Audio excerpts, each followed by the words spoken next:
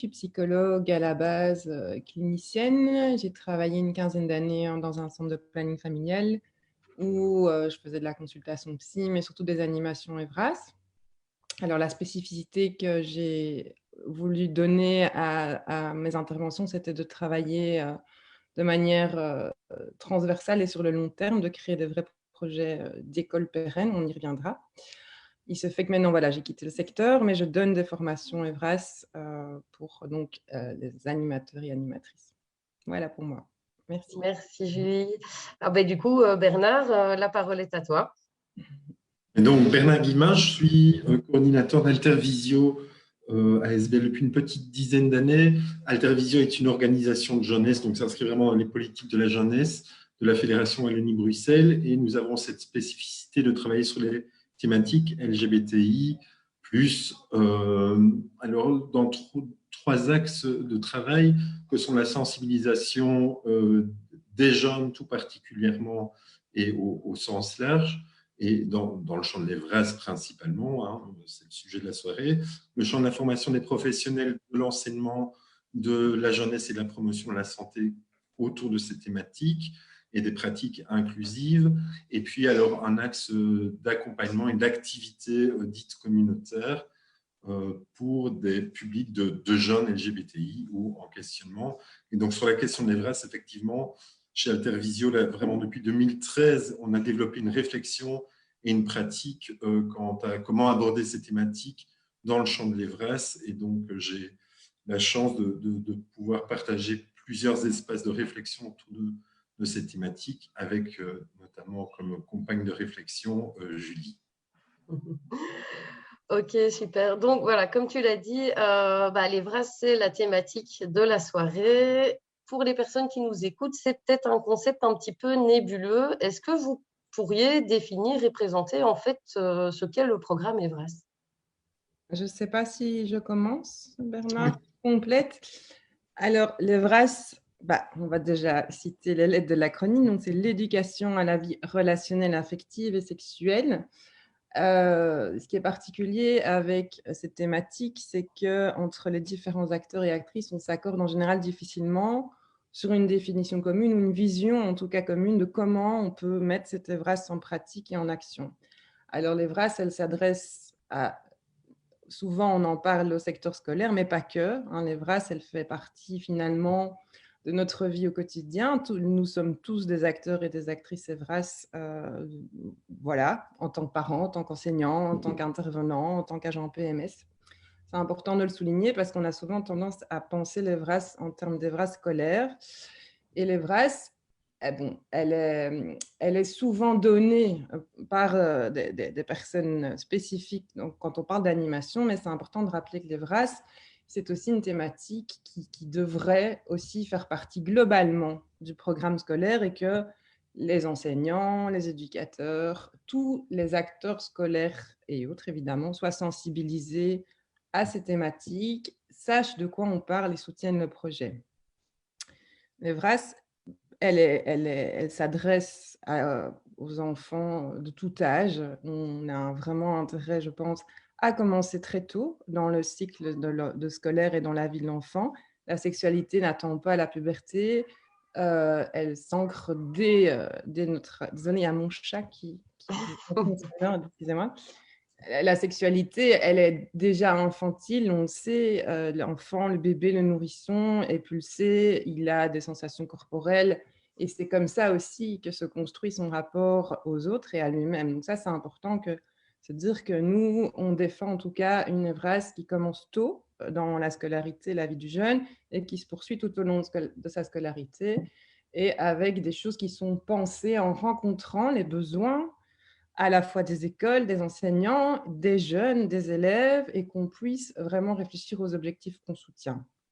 Elle doit dès lors avoir une démarche qui n'est pas uniquement quantitative. On est souvent aussi réduit à des chiffres, à des nombres, à des budgets. C'est important aussi de se dire que l'EVRAS, elle doit être de qualité parce que si on ne pense pas ces interventions et qu'on ne les évalue pas et qu'on ne les réfléchit pas, il y a de fortes chances que ce qu'on fait ne serve pas à grand-chose. voilà, c'est un peu pour dire les jalons en gros, de ce que moi j'ai envie de défendre. Alors, un petit peu de promotion. Voilà, voilà. Alors, j'ai récemment écrit un livre qui est sorti en février aux éditions Liberté, j'écris ton nom, qui s'appelle Sexualité, sentiments et stéréotypes, oser en parler. J'ai toujours dit osons, c'est oser en parler, qui justement est une petite, enfin, il n'y a pas beaucoup de pages, c'est ça. On peut vite le lire et ça permet de vraiment comprendre en fait concrètement ce que c'est le VRAS, et on retrouve aussi les thématiques que je viens de vous exposer qui me sont chères, et c'est aussi Bernard qui m'a aidé dans l'écriture de ce livre. Voilà, voilà pour moi. Donc, Bernard. si jamais on a des étudiants qui nous écoutent et qui font un travail de fin d'études justement sur les VRAS, ben voilà, de très bonnes références ce soir. Super, merci. Tu as quelque chose peut-être à rajouter, Julie? Je peux... Pour le moment, ça va. Je ne sais pas si Bernard a envie de rajouter des choses par rapport à ce que ça peut être les VRAS. Mais je pense que ça peut être effectivement beaucoup de choses. Tu as déjà dressé un beau portrait de ce que c'est, dire que c'est effectivement une pratique qui n'est pas propre à l'enseignement. Les VRAS, c'est à différents endroits, et par différents endroits, on parle de l'ensemble des milieux de vie des jeunes. Donc, elle s'adresse à toutes et à tous les jeunes, et que nous, on considère aussi donc, que cette VRAS doit, pour pouvoir s'adresser à toutes et à tous, pouvoir être inclusive, et notamment sur les thématiques qu'on va aborder ce soir, mais pas que probablement, et que c'est un processus. Et je pense que c'est important de comprendre que les VRAS, alors c'est pluriel, hein, les VRAS, il y a différentes manières de le faire, Julie l'a dit, c'est le lieu de vie des gens, la maison, les activités sociales, les activités culturelles, les activités sportives, l'école, etc. Mais que ce processus doit être pensé. Se dire que je vais faire juste une animation à un moment T des VRAS avec ce qu'on va mettre dedans, hein, une animation sexualité, prévention, c'est déjà un moment des VRAS, effectivement. Mais ça nécessite de le penser, d'effectuer une analyse de la demande, de prévoir un moment d'évaluation. Ce n'est pas juste le moment de l'animation, c'est vraiment un ensemble global. Et ça, je crois que c'est important de le préciser. Alors, du coup, nous, on a voulu un peu questionner les personnes qui sont directement, enfin, je ne vais pas dire touchées, mais qui participent en tout cas directement à ces cours. Donc, avec ma collègue Céline, on est allé récolter quelques petits témoignages de jeunes bruxellois pour leur présenter la thématique et voir ce qu'ils en pensaient. Je vous laisse découvrir ces témoignages.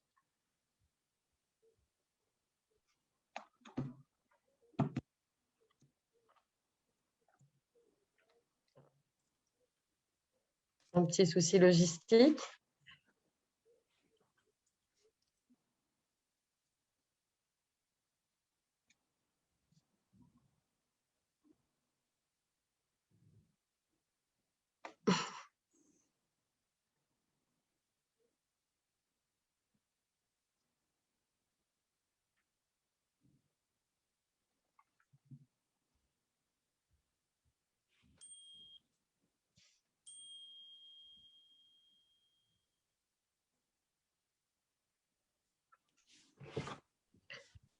On meuble ou Bon, ben, du coup, Tu peux chanter, Julie. je m'attendais à ce que ça démarre, mais voilà, non. Bon, ben, pas de chance, on va devoir passer les témoignages. Ah, Si je peux vous faire, c'est dommage parce que c'était quand même très intéressant ce qu'on avait pu en retenir, en fait. Mais voilà, la plupart, je pense qu'on a interrogé une dizaine de jeunes, hein, à peu près, qui avaient entre 15 et 20 ans. Hein. Et donc, on leur a clairement posé la question. Et voilà, je ne vais pas être très positive sur ce coup-là, mais pour eux, ça manquait cruellement d'éclaircissement sur les différentes formes de sexualité ou même d'attirance romantique. Donc, je voulais savoir un petit peu, vous, ce que vous pourriez en penser de cette idée, comme quoi, ben, au final, les thématiques LGBTQI+, elles ne sont pas forcément toujours, ou même parfois pas du tout, très bien abordées.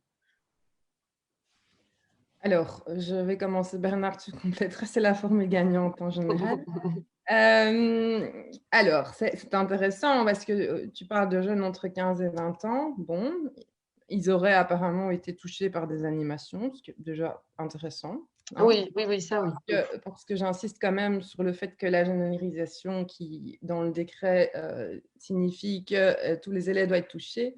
Dans la réalité, ce n'est pas du tout le cas. Il y a vraiment moins de 10% des élèves qui ont en vrai des animations EVRAS.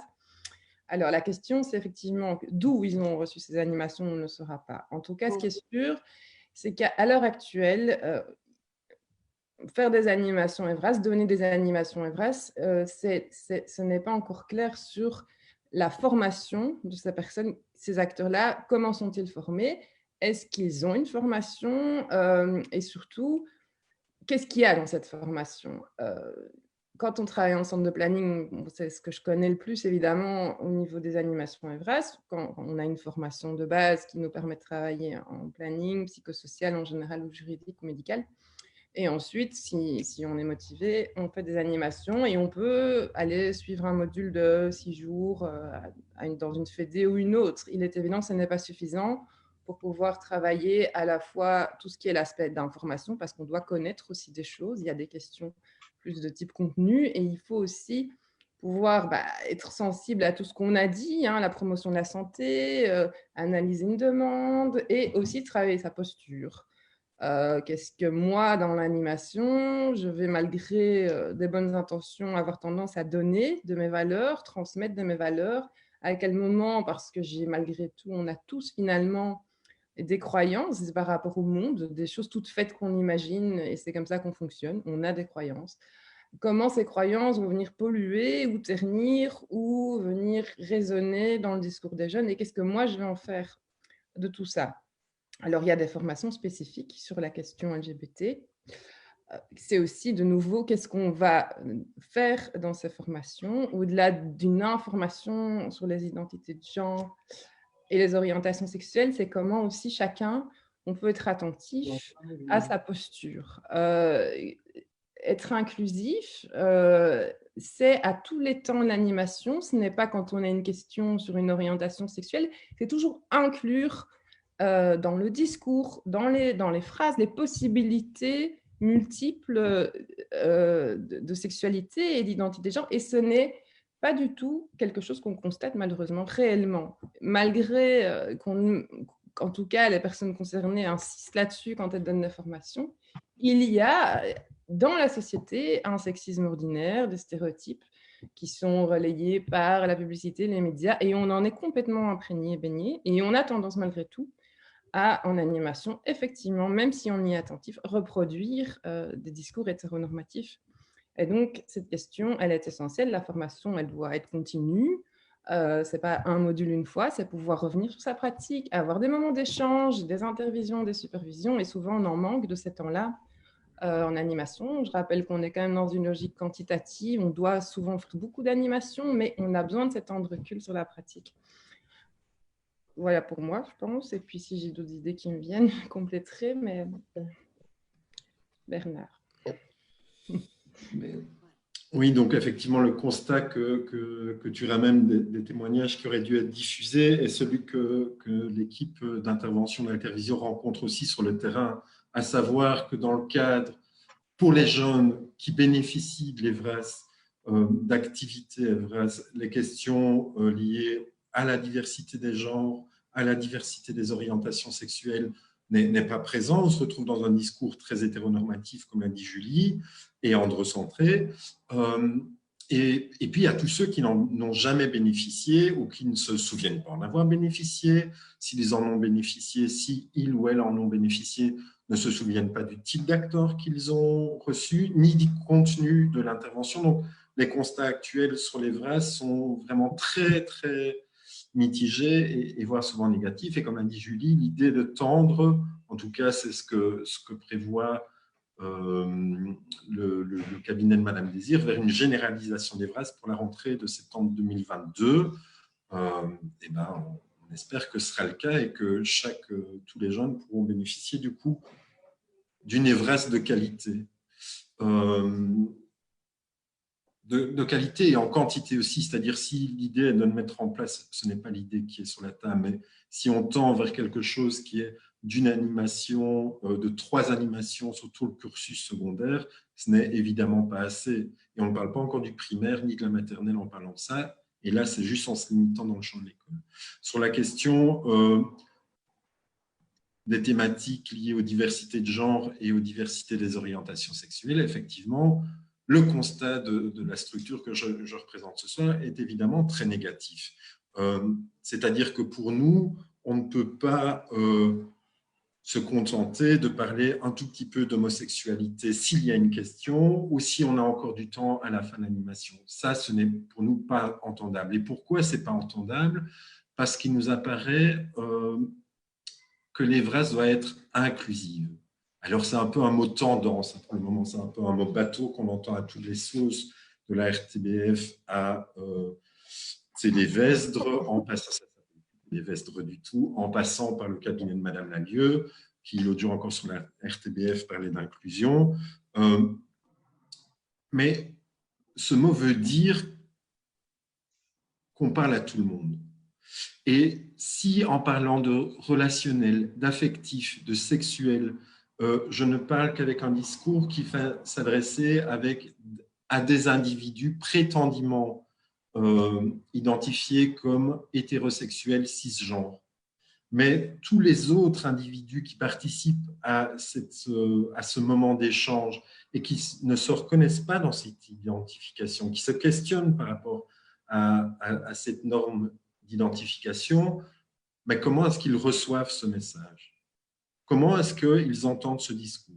Comment, si je suis un enfant issu d'une famille homoparentale, si on me dit systématiquement qu'une famille, c'est un papa, une maman, comme on dit à Paris, dans le 16e arrondissement, mais comment est-ce que je peux, moi, intégrer que je vis dans une famille, alors que partout, hors de mon cadre familial, on me dit que je ne suis pas une famille. Comment est-ce que je peux grandir avec ça? Ça, c'est un premier aspect. Un deuxième aspect, c'est celui de cet événement à nouveau horrible que nous avons vécu avec beaucoup d'effroi dans la communauté LGBTI+, il y a 2 semaines. C'est le meurtre de cette personne à Beveren, parce qu'il était, a priori, parce qu'il était homosexuel. Hein, il n'y a pas encore eu de condamnation ferme. Et là, il m'apparaît que l'EVRAS doit jouer ce rôle de lutte contre les inégalités.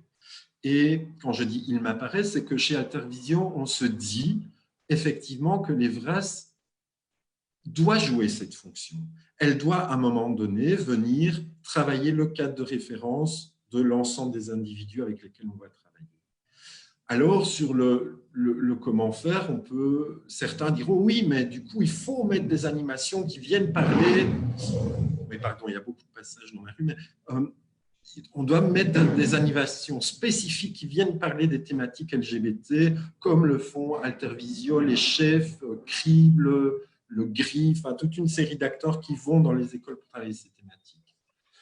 Mais force est de constater, et Julie l'a très bien explicité, c'est que si effectivement on se limite à ces interventions ponctuelles et spécifiques, qu'à côté de ça, on a d'autres types d'animations parfois qui, elles, restent hétéronormées, que lorsque je sors de mon école, de ma maison de quartier, de mon club de sport, je tombe sur des affiches qui sont androcentrées, sexistes, mais alors cette animation spécifique, elle ne sert à rien. Et il nous apparaît réellement qu'il est impératif que l'ensemble des interventions qui s'inscrivent dans les champs de l'EVRAS soient inclusives à cet égard-là, notamment, pas seulement, mais sur les questions de genre et d'orientation sexuelle aussi. Et l'EVRAS a vraiment ce rôle aussi, elle doit prendre à bras-le-corps ce rôle d'outil de lutte contre les discriminations. Et je terminerai en disant qu'effectivement, il est impératif que l'ensemble des acteurs, et quand je dis l'ensemble, ce sont tant les enseignants, les enseignantes, que les animateurs, les animatrices, alors pour les parents, c'est très compliqué, hein, on ne va pas former les parents à être inclusifs, c'est peut-être un des endroits où on ne peut pas agir, et heureusement d'ailleurs qu'on ne peut pas agir là, il me semble. Mais par contre, pour tous les acteurs dits institutionnels, qu'ils soient directs ou indirects, il faut qu'ils soient formés. Et contrairement, là, c'est un endroit où je ne rejoins pas Julie, il me semble que ce n'est pas une formation spécifique qu'il faut mettre, mais c'est bien dans la formation de base qui existe actuellement et qui n'est pas obligatoire, je rappelle, qu'il faut déjà travailler cette question d'inclusion. C'est déjà là qu'il faut venir travailler les représentations. Ce n'est pas mettre 4-5 jours en plus après pour ceux et celles qui veulent. C'est à la base et qu'il faut former les gens à ces pratiques d'inclusion. Et donc, c'est pour ça aussi qu'une des revendications d'Altervisium et d'autres associations LGBTI, et je terminerai là-dessus, est bien que notamment dans la réforme de la FIE, donc la formation initiale des enseignants, on puisse intégrer une formation, un module, un cours, alors quelle que soit la forme que ça prenne, mais de formation à l'EVRAS, et nous y veillons, nous y travaillons. Julie, j'ai vu que tu voulais réagir du coup, vas-y. Oui, parce que je pense que Bernard n'a pas compris tout à fait ce que je voulais dire. Et en fait, ce qui se passe, c'est qu'effectivement, ça doit être travaillé dans la formation initiale et dans toutes les formations proposées.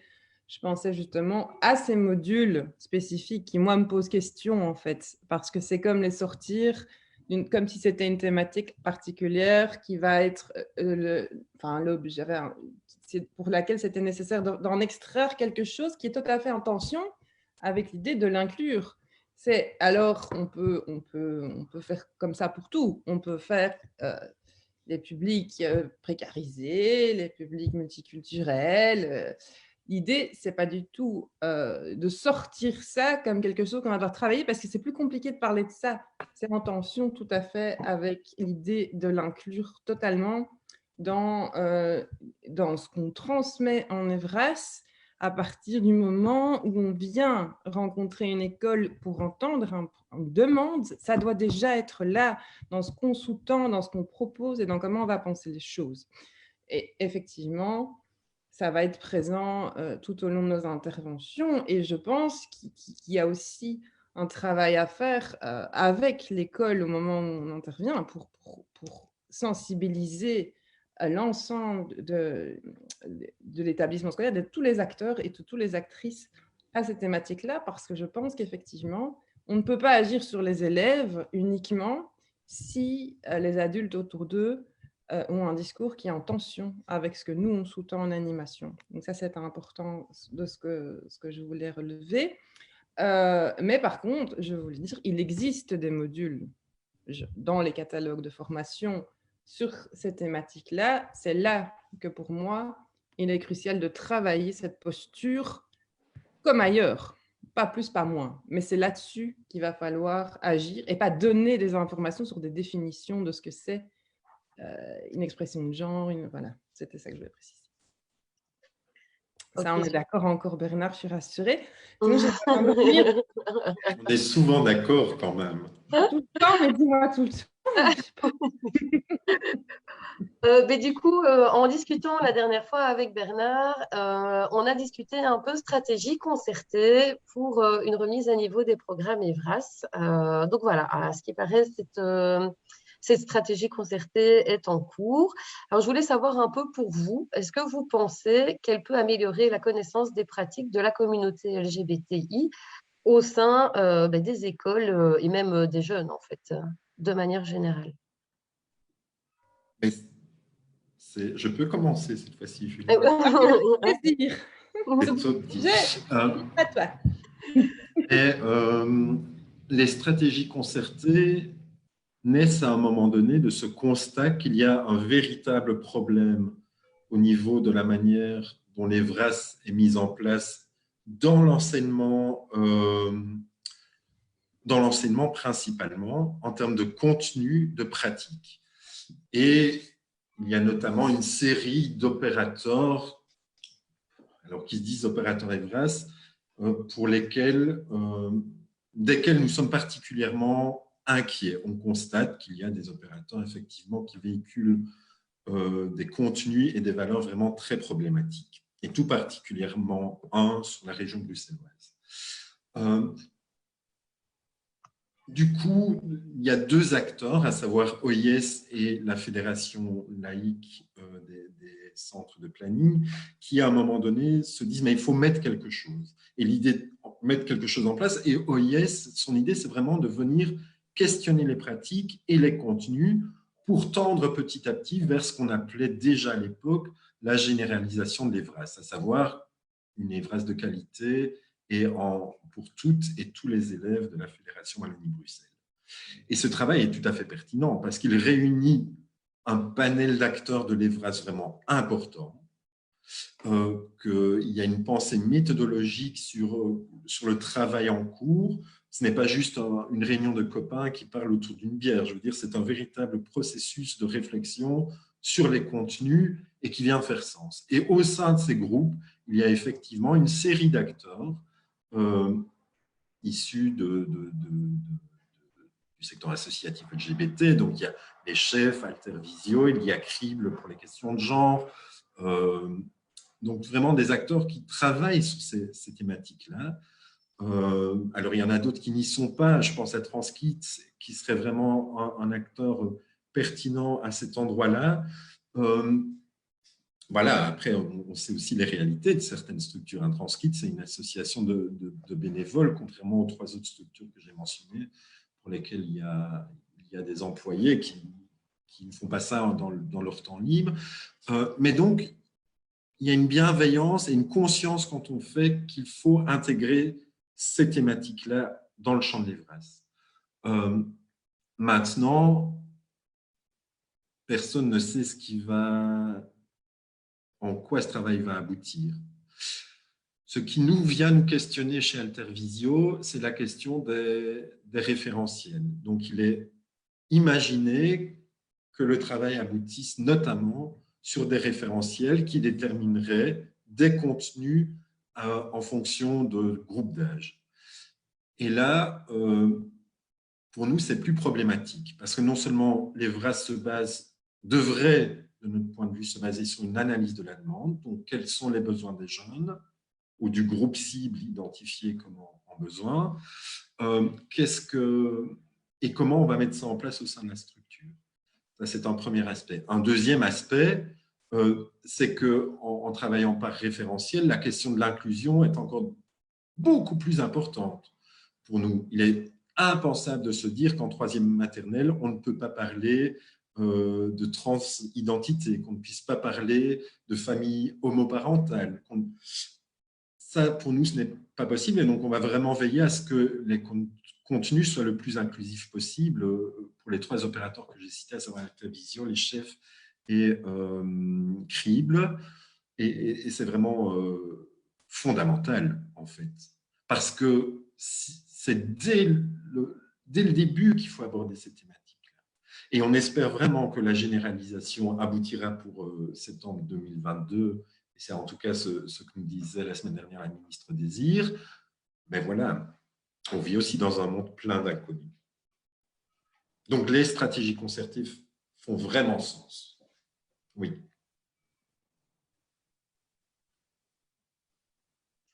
Je ne sais pas si Du coup, est-ce que tu as quelque chose à rajouter concernant les stratégies concertées? Non, moi, ça rejoint effectivement ce que Bernard dit, l'idée effectivement des référentiels qui est en tension avec l'idée de la récolte des besoins spécifiques. Voilà, c'est ce que j'avais ajouté. Mais moi, je ne fais pas partie des stratégies concertées parce que c'est vraiment des acteurs, enfin, plutôt de deuxième ligne. Hein. Enfin, je veux dire, il n'y a pas d'animateur, Bernard. Hein, c'est vraiment... Ici, il y a des représentants de planning aussi quand même. Hein. Oui, mais des représentants, c'est-à-dire il y a vraiment l'idée des fédérations, voilà. En tant qu'animateur, voilà, en général, Après, il existe aussi d'autres espaces d'échange sur les places. Et avec Julie, on faisait partie également d'un autre espace où on échangeait sur la pratique de l'EVRAS, sur les pratiques de l'EVRAS, où se questionnaient beaucoup de choses. Par exemple, une question dans un espace de discussion auquel nous participions avec Julie était de se dire, mais tiens, est-ce qu'en fait, l'EVRAS doit vraiment avoir lieu en école? Est-ce que c'est vraiment sa place, l'école? Et on n'a pas de réponse à ça. Mais je trouve que cette question est aussi très, très intéressante. Finalement, quelle est l'endroit le plus pertinent pour intégrer les VRAS? Est-ce que finalement l'école et les profs doivent vraiment être formés à ça? Ah, parce qu'on entend, on surcharge les profs, et à juste titre, je n'ai pas d'avis négatif là-dessus, mais est-ce vraiment l'endroit où aborder ça? Alors certains diront, ben oui, puisque le plus petit dénominateur commun fait que c'est là qu'on va retrouver le plus de jeunes. Pas tous. Tous les jeunes ne se retrouvent pas à l'école secondaire, par exemple, hein, ou dans les cursus traditionnels de l'enseignement secondaire. Oui. Mais donc, quels seraient les autres espaces pertinents pour le faire?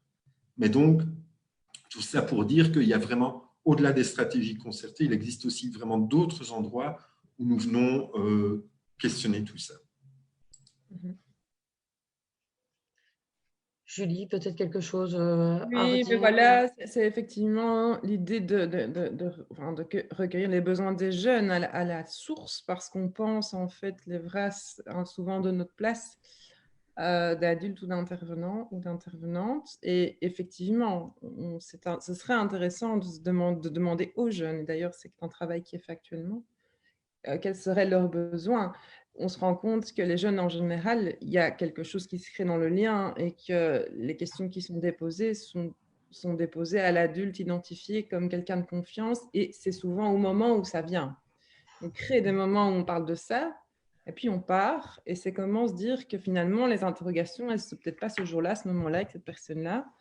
Et du coup, ben, voilà, comment composer avec tout ça? Et finalement, le lien, c'est le lien qui est essentiel en EVRAS. Voilà. Comme majoritairement avec le travail des jeunes, Exactement. Et ou même le travail social de manière générale. Super, merci à vous deux. En tout cas, je vous propose qu'on passe aux questions-réponses. Alors, j'ai ici sous les yeux une première question qui nous vient de Facebook. Pourquoi ne plus parler de LGBTQI, mais plutôt de LGBTI? Oui, Bernard, ça, moi aussi, j'ai Bernard, je pense que cette question t'est attribuée. Mais la communauté LGBTI+, ce qu'elle a de, je trouve, moi, y travaillant depuis une dizaine d'années, c'est qu'elle a quelque chose de très mobile, comme ça, et c'est ça aussi qui la rend intéressante. Certains dans le secteur, alors cet acronyme a beaucoup bougé, on est parti du du LG, LGB, LGBT, LGBTI, LGBTQI, LGBTQIA+. Et puis on a ajouté le plus parce que tous ces termes évoluent et changent. Et certains ont tendance à dire que ce Q, finalement, il est plus représentatif du mouvement intellectuel et culturel associé au mouvement queer. Et donc, il ne serait plus forcément représentatif d'une caractéristique identitaire. Pourtant, on a tous et toutes lu avec beaucoup d'attention le reportage de Daphné Van Ossel sur la RTBF, où une jeune disait, il y a cette semaine, je pense, s'identifier encore comme queer. Oui. Et donc, je pense que c'est aussi, voilà, c'est une simplification de cet acronyme. Chacun va y trouver une explication qui lui conviendra. Après, on peut mettre le Q. Nous avons, d'ailleurs, nous, c'est organisation LGBTQI, mais après, dans le langage, nous avons tendance à dire plus régulièrement LGBTI+. Alors, j'ai une seconde question ici. Est-ce que le programme EVRAS s'est mis en place en France?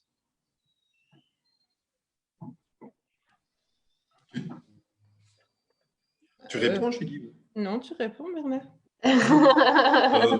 Oui, il y a aussi, après je ne suis pas spécialiste de ces thématiques en France, mais voilà, il y a aussi, et notre collègue Kevin pourra apporter une réponse par ailleurs à la personne qui le souhaite, mais il existe aussi un programme, alors j'allais dire assez similaire, mais qui s'appelle également EVRAS, je pense, en France effectivement, et la sociologue du genre qui a beaucoup étudié l'hétéronormativité dans les pratiques d'EVRAS. Ça y est, j'ai oublié son nom. Richard, de son nom de famille, qui est québécoise, ça va me revenir. Effectivement, parle des pratiques EVRAS en France, tout à fait. Mais ce n'est pas forcément les mêmes contenus que chez nous. Oui.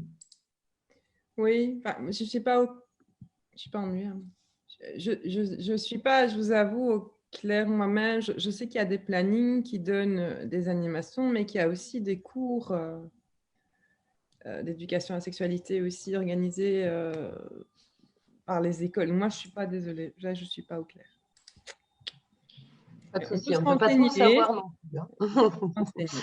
Alors, je voulais aussi rappeler que toutes les personnes qui nous écoutent, n'hésitez pas à poser vos questions sur Zoom dans le petit onglet questions-réponses ou bien alors via Facebook dans les commentaires. Alors, j'ai une autre question ici. Bonjour Lorraine, c'est Quentin Montfort. On s'est rencontrés il y a 2 ans lors de mon CFE en tant qu'assistant social à genre pluriel. Bonjour Quentin. Je fais partie du projet Une école pour toutes. Ne pensez-vous pas, c'est pas facile à lire l'inclusif, ne pensez-vous pas que les VRAS devraient s'associer également avec ce projet pour mettre en place un impact dans l'enseignement? Donc, le projet Une école pour tous, est-ce qu'il devrait s'associer au programme IVRAS pour avoir plus d'impact dans l'enseignement? Le projet Une école pour toutes, c'est bien le projet lié à la Ligue pour les droits de l'enfant, si je ne me trompe pas. Après, je n'ai pas d'avis sur qui doit ou ne pas être dans les stratégies concertées. Et d'ailleurs, tout un chacun peut demander à les rejoindre, si ce n'est que maintenant on arrive au bout du travail, me semble-t-il. Et donc, voilà, je ne connais pas ce projet plus particulièrement. Donc, Quentin me dit que c'est exact, hein, c'est bien celui qui est lié aux droits de l'enfant. Oui. Donc, voilà, vraiment, tout un chacun, il y a des limites certainement, peut rejoindre le travail, mais je reprécise, et il me semble qu'il y a des gens tant de Yes que de la Fédération des plannings laïcs qui sont parmi nous ce soir pour confirmer que le travail est vraiment en cours de finalisation pour le moment. Donc, voilà. Après, il y a vraiment beaucoup d'acteurs, hein. Le délégué général aux droits de l'enfant est également représenté au sein du travail mis en place. Donc, il y a vraiment beaucoup d'acteurs qui travaillent sur ces questions-là. Alors, Julie, je ne sais pas si tu comptais rajouter quelque chose. J'ai une question qui me vient de Facebook ici. Quand on parle des jeunes dans l'enseignement, ok, mais ne serait-il pas judicieux de viser aussi les groupements de jeunesse, pas trop scouts, etc., qui font partie au final du programme dans lesquels les animateurs peuvent proposer de l'EVRAS, on est d'accord, hein. Mais, Je ne comprends pas exactement, moi, la question. Donc, je pense que… Vas-y, excuse-moi, Julie, je t'en prie. Est-ce que ce serait de faire des animations dans les milieux extrascolaires? C'est ça que je comprendrais. Mais Ouais. effectivement, il y a des projets qui sont menés. Moi, j'en ai mené quelques-uns avec des AMO. Mais par contre, effectivement, il est clair que les scouts, alors désolé, ça c'est peut-être les garçons, ça je ne sais pas si je suis inclusive quand je dis les scouts, mais je ne sais pas ce qui c'est pour les filles. Mais en tout cas, il est clair que moi, on a effectivement eu des demandes. Enfin, moi, je pense à des jeunes qui se sont adressés à moi parce qu'ils étaient parfois démunis face à des questions où, voilà, quand on est en collectivité avec des jeunes adolescents et qu'on est soi-même encore adolescent, et même si on est adulte, on est en proie avec des questionnements EVRAS, et donc il est évident que ces questions-là, on ne sait pas choisir où elles sortent et où elles arrivent. Donc effectivement, l'EVRAS, elle est partout. Maintenant, il y aurait peut-être, effectivement, et comme ça a été le cas pour ces jeunes, on a fait un peu une espèce de supervision pour leur permettre de déposer tout ce qu'ils avaient vécu et tous les questionnements. Mais ça reste souvent à la demande d'un groupement scout ou autre, en fait, de venir réfléchir à ces questions-là, parce que je pense qu'il y a une certaine liberté d'initiative dans chacun de ces organismes de jeunesse. Enfin, de jeunesse, mais… si c'est ça la question, hein, si j'essaie de comprendre ce qui est demandé. Je pense que tu y as très bien répondu. Bernard, je ne sais pas si tu veux ajouter quelque chose. c'est partout, donc oui, y compris chez les scouts, les guides et compagnie. Et il y a certaines fédérations de scouts qui travaillent d'ailleurs ces questions-là. Je pense aux scouts et guides pluralistes qui travaillent sur ces thématiques avec OIS dans la formation des animateurs, dans des animations à destination des jeunes. Donc, il y a, et je cite celle-là parce que je sais que c'est un gros travail qui est mené, et voilà, mais il y a d'autres opérateurs qui travaillent sur ces thématiques dans le secteur de la jeunesse et de l'aide à la jeunesse, d'ailleurs. Alors, j'ai quelqu'un qui intervient ici pour me dire que donc il n'y a pas le label Evras de la même manière en France. Donc, voilà. J'ai une autre question. Je suis étudiante, conseillère conjugale et familiale et lesbienne queer moi-même. Je trouve ma formation très hétéro-cis-centrée. Envisagez-vous des partenariats, interventions au sein des écoles de formation des CCF?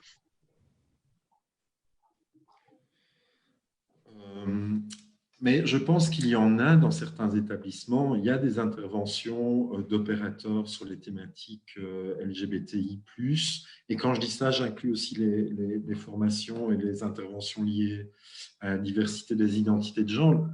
Le problème, c'est que ce n'est pas structurel. Et donc, c'est laissé à la libre appréciation de chaque enseignant d'inviter tel conférencier, telle structure, d'ouvrir plus telle thématique ou telle autre. Et c'est ça qui nous paraît évidemment problématique. Chez Altervision, nous avons des partenariats avec des hautes écoles qui forment les futurs enseignants. Et nous allons travailler ces thématiques-là. Mais c'est insuffisant. On est bien d'accord que, dans notre cas, la formation des futurs enseignants, mais heureusement que ça existe, mais ça nous correspond à 3 heures sur l'ensemble du cursus.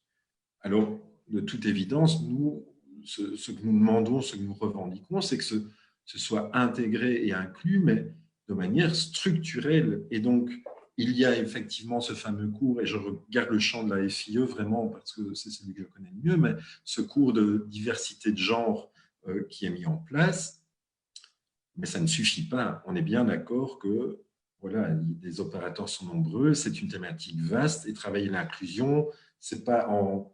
Travailler l'inclusion, c'est travailler dans une perspective interculturelle, j'entends. C'est travailler la question de l'empathie, la décentration, la posture, l'écoute bienveillante, l'écoute active. C'est une série d'éléments à travailler. Et Julie l'a dit, ça impacte les personnes que nous sommes. Et donc, il est impératif qu'on puisse s'entendre. Et puisque la FIE n'est pas encore... la réforme de la FIE n'est pas encore aboutie, on espère vraiment encore pouvoir investir dans ce champ-là avant qu'elle n'aboutisse. Mais bon, rien n'est moins sûr. Julie, tu voudrais peut-être réagir du coup sur cette question? Non, mais ça rejoint effectivement à la question de la formation des enseignants, mais je ne vais pas rajouter des éléments supplémentaires. D'accord. J'ai une question Facebook. Donc, que pensez-vous des divisions de groupes des petites classes par demi-groupes non mixtes, séparant les jeunes par sexe inclusif, point d'interrogation. Donc, la personne rajoute que petite classe, c'est le primaire. Attends, ils disent qu'est-ce qu'on pense de diviser en non mixte ou en mixte? C'est ça, donc diviser au niveau des petites classes les groupes en non mixtes pour séparer les jeunes par le genre, en fait. Donc les filles d'un côté, les garçons de l'autre, j'imagine, et malheureusement, les personnes qui se trouvent un peu au milieu, au-dessus ou en dessous. Voilà, c'est ouais. exactement ça. C'est pourquoi, qu'est-ce qui sous-tend le fait de séparer en garçons-filles? Qu'est-ce qui sous-tend qu'on puisse se définir devant le groupe en garçon-fille et surtout, qu'est-ce que ça vient signifier? Ça veut dire quoi? Ça veut dire que la sexualité, ça ne se parle pas entre sexes, ça veut dire que c'est tabou, ça veut dire que tout ce qu'on vient soutenir, on en parle, c'est inclusif et ce n'est pas quelque chose qui sépare mais qui rassemble, vient être annulé par le dispositif.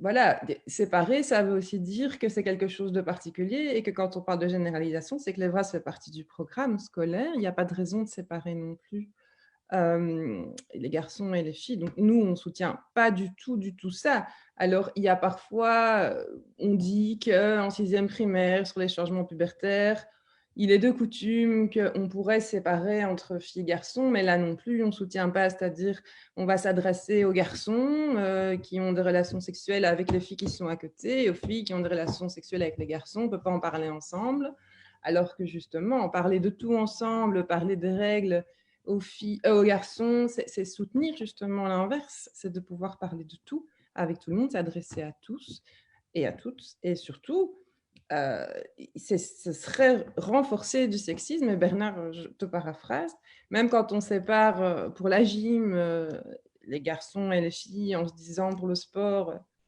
les garçons font autre chose, c'est aussi sous-tendre que les garçons sont plus forts que les filles, elles vont faire plus des petits trucs de gymnastique parce que c'est plus mignon. Enfin, voilà, c'est vraiment en tension. Et en général, je crois qu'on ne sépare pas, je pense, surtout pour les petites classes. Alors, après, en secondaire, ça se fait, mais c'est vraiment venir réfléchir, c'est vraiment une réflexion à tous les moments. Qu'est-ce qu'on fait quand on fait ça? Pourquoi on fait ça? Qu'est-ce que ça vient dire de nos propres peurs, de nos propres représentations? Et voilà. Bernard parle très bien. Peut-être aussi, pardon, je te coupe, mais peut-être aussi, c'est le moment de parler de la question de l'autodétermination. Et donc, Oui. c'est le moment de pouvoir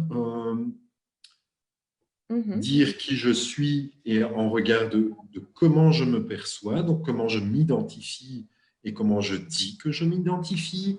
Et c'est plutôt que de séparer des groupes parce qu'on va parler avec les filles des règles et avec les garçons des poils pubiens, c'est de se dire, mais de quoi souhaitez-vous parler et qui veut parler de quoi? Et on peut imaginer des sous-groupes. En termes de méthodologie, moi, en tant que méthodologue, ce qui m'intéresse, c'est, tiens, pour répondre aux besoins des jeunes, c'est qu'allons-nous mettre en place? Quelle méthode de travail? Mais donc, ça veut bien dire que la question, et dans le champ de l'Evras, je le répète et Julie le répète aussi, c'est que l'analyse de la demande est prépondérante à toute intervention. Sans analyse de la demande, ça ne fait pas sens. Et qui dit analyse de la demande dit évidemment avec les référents dans les institutions au sein desquelles on va travailler, mais analyse de la demande avec les participants et les participantes. Et ça, c'est vraiment... Alors, ça prend du temps. On n'a pas le temps. On doit justifier ces fameuses subventions dans notre fonctionnement néolibéral. On doit atteindre des objectifs. On doit... Et patati et patata. Mais ça, c'est problématique. Parce que quand on fait ce travail, on a besoin de temps. Et donc, on a besoin de ressources humaines. Et force est de constater que dans les fonctionnements actuels, il n'y a pas suffisamment de ressources. Et ça ne permet pas d'effectuer un travail de qualité. Et je crois qu'il faut le dire et il faut le répéter. Oui. Julie, peut-être quelque chose à rajouter? Non. Okay, je vais passer à la question suivante. Bonjour Manon. Je suis animatrice en planning. Nous sommes très sensibles aux thématiques LGBT. Avez-vous quelques astuces? Ma question vient de glisser, excusez-moi. Avez-vous quelques astuces pour justement être inclusif lors des animations? Car même si nous n'avons pas cela en tête, cela reste parfois compliqué, notamment dans la juste façon de nommer les choses, les concepts à maîtriser, etc. Alors, c'est un peu Alors, ça, c'est exactement une photographie des demandes qu'on pourrait avoir en formation avec des animateurs et des animatrices. Moi, j'entends des astuces, des mots. Tout ça, ce sont des outils. Les outils, ce sont des moyens qui sous-tendent éventuellement notre intervention. Ce n'est pas une fin en soi. Il n'y a pas d'astuce, malheureusement. Il n'y a pas d'outil comme ça, tout près, qu'on pourrait utiliser et se dire, avec cet outil, je vais venir faire quelque chose d'inclusif. Ça renvoie de nouveau à la posture, au travail sur ses propres représentations et à un retour à soi. C'est vraiment important. Quand on donne des formations Evras, c'est la demande principale, c'est les outils. Et les outils, c'est quelque chose auquel on s'accroche souvent quand on commence, parce que ça, il faut quand même le rappeler, hein, les animateurs et les animatrices sont souvent envoyés au feu très tôt, comme si ça, c'était plus facile à faire que peut-être la consultation, je parle peut-être aux fonctions psychosociales, sans être outillés, sans avoir grand-chose à se raccrocher qu'à un canevas des outils. Donc, malheureusement, il n'y a pas d'astuce. Enfin, Bernard, peut-être tu en as, mais c'est ça. C'est comment se dire que ce n'est pas des astuces en animation, c'est comment on peut penser son projet à tous les niveaux en travaillant avec l'école et comment on peut se penser soi et sa représentation, ses objectifs à tous les moments. Et c'est se former aussi. Vraiment aller vous former et sans faire de pub, mais je vais profiter quand même de l'espace qui m'est donné. L'équipe de formation d'Intervisio propose des modules vraiment où on vient travailler cette posture et on vient travailler comment penser son animation Everest dans cette optique d'inclusivité. Comment est-ce qu'on vient travailler sa posture personnelle, professionnelle dans cette optique-là. Et effectivement, comme le dit Julie, nous, on vient souvent nous demander des outils. Un jour, il y a une très grosse animation de jeunesse, et si ma collègue est présente, elle va pouffer, mais cette grosse organisation de jeunesse nous a demandé de venir faire un petit jeu.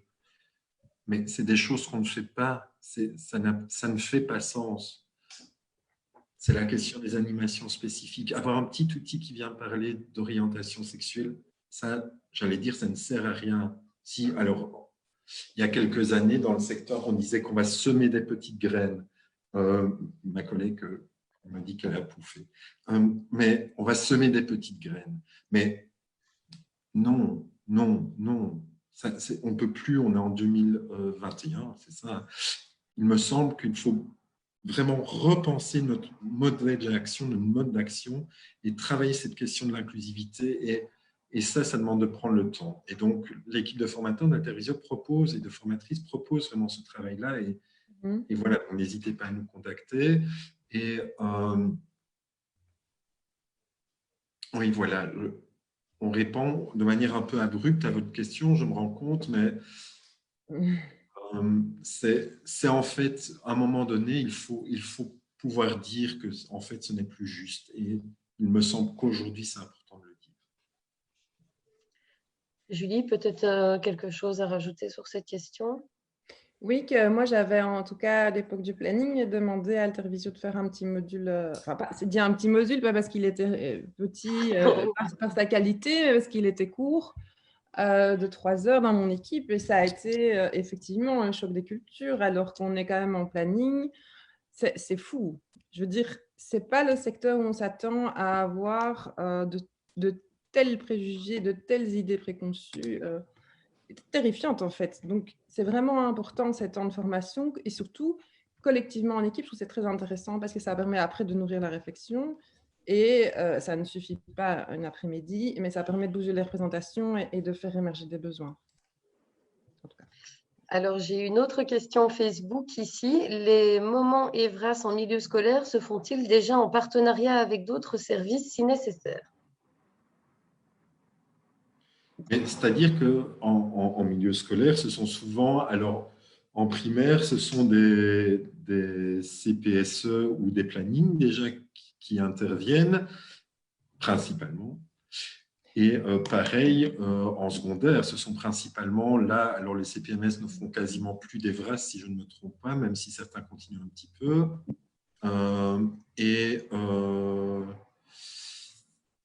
Et alors, beaucoup, vraiment, les centres de planning, et puis alors des associations thématiques qui viennent combler les manquements. C'est vraiment à cet endroit-là que ça se situe.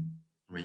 Donc oui, le partenariat existe déjà, et ce vers quoi on tend de plus en plus, c'est vers les cellules Evras. Et les cellules Evras, c'est vraiment un regroupement, un espace où on va retrouver des acteurs directs des établissements scolaires, donc direction, enseignants, éducateurs, éducatrices, et alors des associations qui viennent réfléchir cet Evras au sein de l'école. Et la on a perdu Julie. Et la généralisation de l'Evras tend vraiment à venir mettre en place ces cellules Evras notamment. Et donc, c'est vraiment une perspective assez intéressante et pertinente, me semble-t-il. Mais donc, oui, le partenariat existe. Alors, j'ai une question de Zoé ici. Oui, je vois qu'on a perdu Julie. Du coup, j'espère qu'elle réussira à se reconnecter pour les 5 petites minutes qui nous restent. Du coup, Bernard, je t'envoie au front. Je suis désolée, mais tu te retrouves Tu te retrouves seul. Qu'est-ce qui est mis en œuvre pour informer nos jeunes en quartier populaire, parfois avec des majorités de primo-arrivants, en maîtrisant les codes des jeunes? Tu peux répéter la question, s'il te plaît? Alors, donc, qu'est-ce qui est mis en œuvre pour informer les jeunes en quartier populaire dans des endroits où il y a une majorité de primo-arrivants, tout en maîtrisant les codes des jeunes? J'imagine que ce sont les codes de communication quand elle parle de codes. Oui, et les codes culturels aussi. Et les codes culturels, oui. C'est jaune. Eh ben, je n'ai pas de réponse directe. Il existe dans les maisons de quartier des partenariats. Nous, on travaille mais on fonctionne à la demande. Donc, c'est très particulier chez nous puisqu'on répond vraiment juste à la demande qui est vraiment exponentielle. Dans les maisons de quartier, il y a des partenariats et des projets qui se font aussi. Et là, c'est souvent plus par projet qu'on va travailler que par animation au sens animatif d'un moment thématique. C'est vraiment penser le projet global. Et maintenant, il existe différents types de structures qui vont aller travailler ces thématiques-là. Et c'est plus alors en formation que nous, on va retrouver ces acteurs-là. Mais il n'y a pas un projet particulier d'Evras à mentionner. Il y a des projets, hein, on peut parler par exemple des projets Parlons Jeunes, Parlons Q, Parlons Jeunes, portés par comme un lundi ASBL et le délégué général aux droits de l'enfant, qui sont des espaces où on va retrouver des jeunes issus de certains quartiers dits populaires qui vont venir, avec lesquels on a travaillé sur ces thématiques. Je me souviens du dernier Parlons Jeunes, Parlons Islam, où les jeunes ont demandé à travailler la question des orientations sexuelles en rapport à l'islam. Et alors, ils ont rencontré Michael Privot.